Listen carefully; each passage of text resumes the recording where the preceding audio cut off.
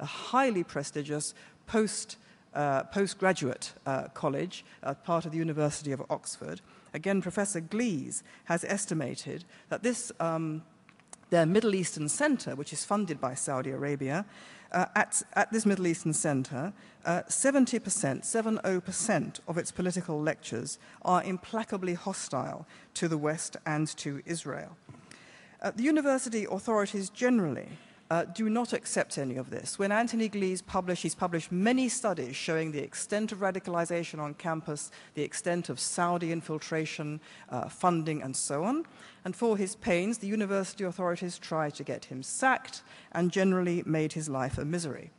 At Cambridge University, a couple of students who, in their student union newsletter, published a disrespectful article about religion in general, as students will, and they republished one of the famous Muhammad cartoons, and they also published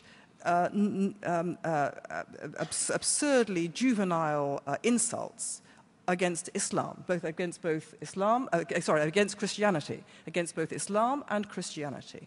The result was that the students went into hiding. The university authorities threatened to suspend them. They called in the police. The police threatened to prosecute them. They were hounded. They were sent down.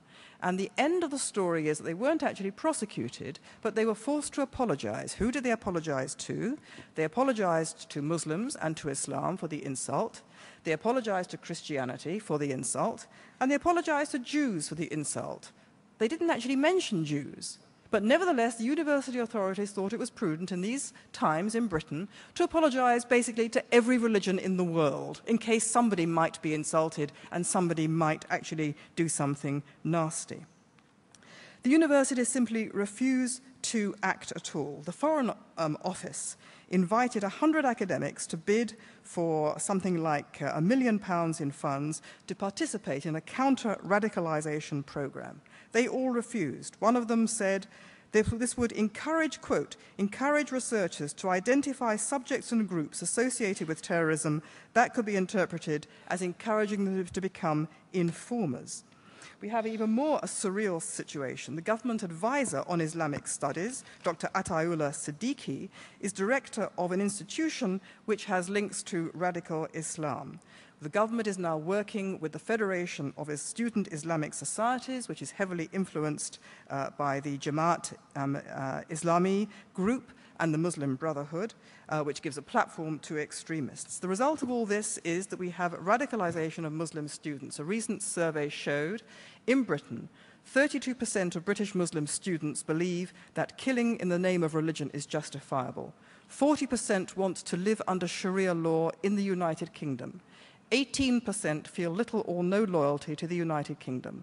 36% of young Muslims aged 16 to 24 support the death penalty for apostates, and 13% admire al-Qaeda.